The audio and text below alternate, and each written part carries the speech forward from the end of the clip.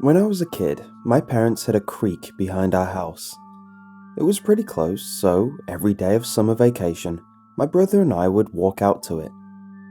We would skip rocks or make sandwiches and camp out until supper. Sometimes we'd bring our rods and go fishing, even though we never caught anything. Just skinny grey fish that weren't worth keeping. However, we never went swimming there, except for one time. It was during the first weekend of summer. I had just finished middle school. My brother just got out of 4th grade with all A's, and my parents were exceptionally happy with us. Saturday came around, and when the clock hit 8 in the morning, I woke up my brother, we put on our swim trunks, and we went out to the creek. It was a beautiful spot. The creek's bottle green water danced and shone under the mild morning sun, and we could feel the soft wind brushing past us. On either side of the bank were old willow trees with long thin branches and flat green leaves that hung down like dog's ears. We peeled our shirts off and plastered on sunscreen. Even at the early hours, it was getting warm. My brother didn't bother to change to his swim trunks. He was so set on getting in the water first that he just tore out across our camp on the riverside and pitched himself into the water, completely bare-ass naked. I hobbled and staggered toward the water, trying to put my trunks on and pull them up, yelling at him, "Get back here and put your trunks on, Roger." "I don't need 'em," he yelled back as he floated on his back like an otter does. "What if something swims up your pee hole?" I managed to get my trunks on just in time to hit the water.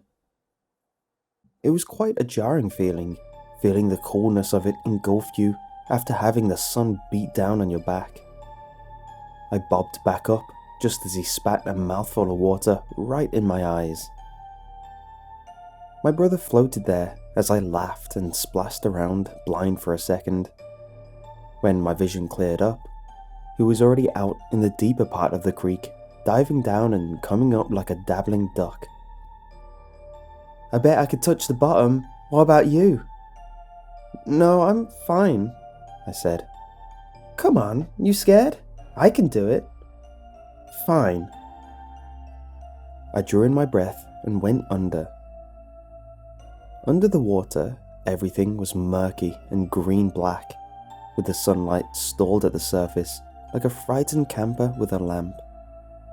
I swam down past the fallen branches and freshwater weeds, and with a shaky hand, I touched the soft silt of the creek bottom. I pulled back, leaving a palm print on the worm-brown riverbed. As I prepared to swim back up, I saw the outline of a huge fish. It was at least 4 feet long, with a sloping head and wide fins.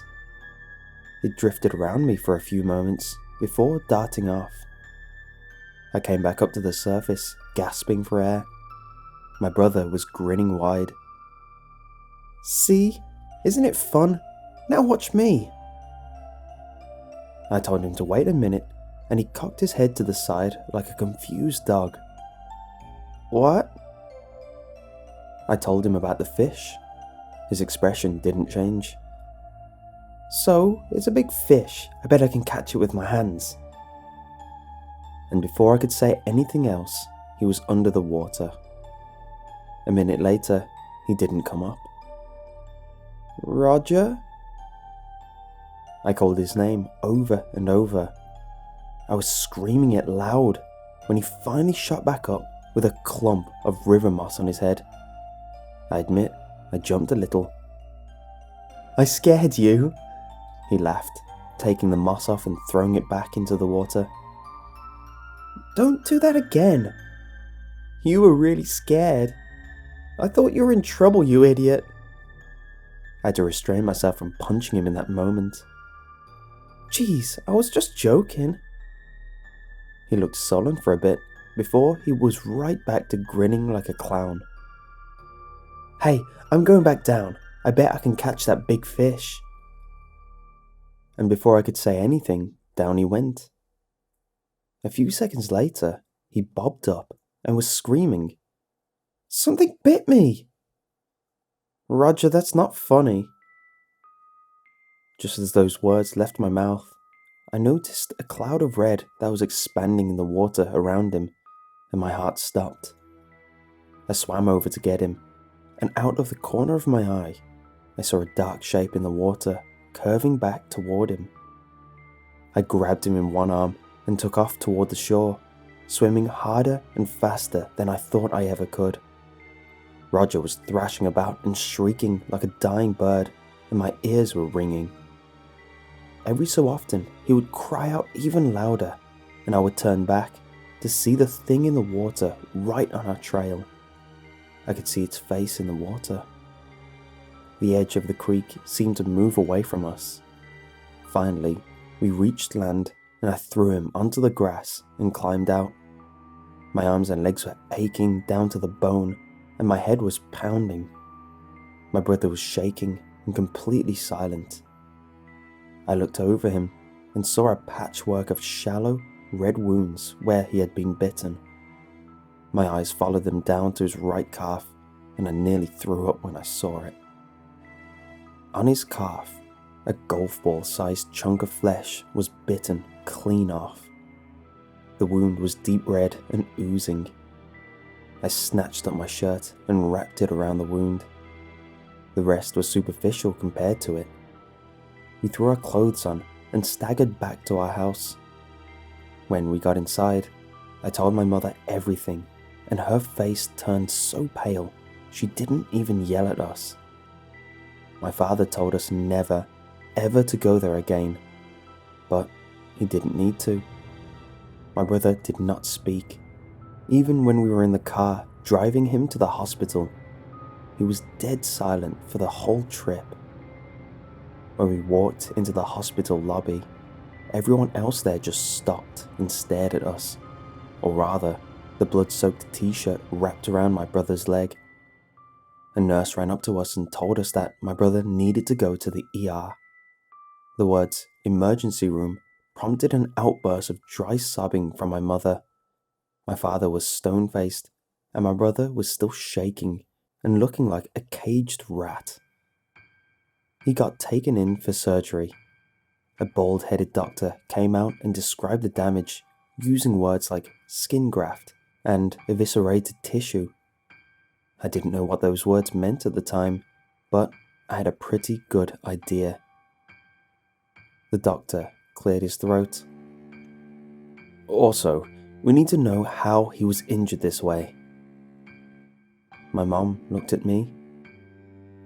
I told him about the fish, about how it chased us until we reached dry land. I could tell from his face he didn't really buy it. Are you sure it wasn't some other animal? There aren't many fish around here that can make that kind of wound. My father looked down at me. Was it really a fish? I knew what I saw. I told him as such. The doctor said, "We checked the wound and there were indentations around the wound like human teeth. Are you sure the boy's brother didn't bite him?" My father's hand balled into a fist. The doctor saw the look in my dad's eye and immediately backpedaled. "I'm just asking because the bite marks were consistent with human teeth and the boy's been saying Josh over and over since we put him on anesthetic." My father's arm dropped. "My son would never..." The doctor apologized and said I would have to have a plaster mold of my teeth and a psychiatric evaluation. Just in case, he said. I couldn't believe it. I looked at my father and he just sighed and consented to the evaluation. For 3 hours, every weekday for the rest of the month, I sat in a bleached white room answering questions given to me by an older woman in Coke bottle glasses and a clawing, condescending voice. My answers felt completely irrelevant. "Did you ever have violent tendencies towards your brother or other people?" I said no, and she asked me to think harder, to try remember everything. She would second guess everything I said in the tone of voice you'd talk to a dog with. It was embarrassing. Being told to answer honestly, and then being told your honest answer was not consistent with your honest answer the day before, or that you should think more clearly about your honest answer. I was eventually cleared. Even with a plaster mold of my teeth, I still feel I probably wouldn't have been if my father hadn't walked in on us one day with a newspaper in his fist.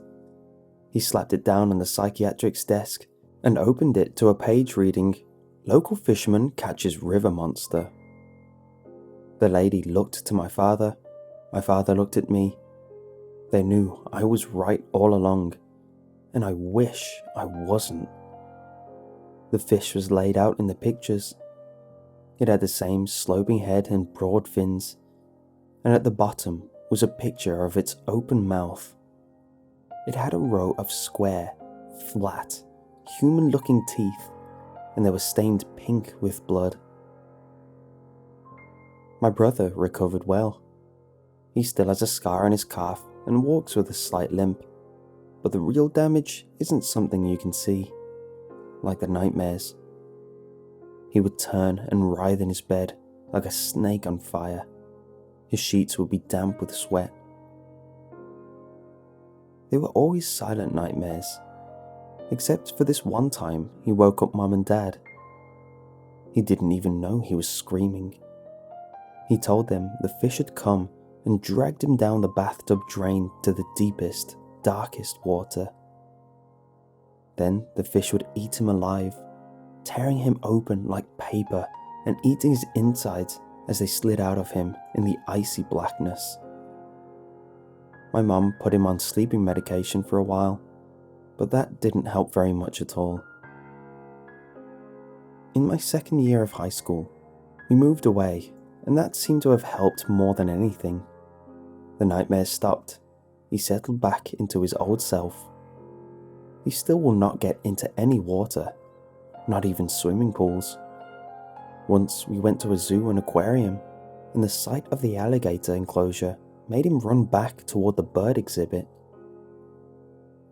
I don't remember where the creek was exactly, but I'm fine with that.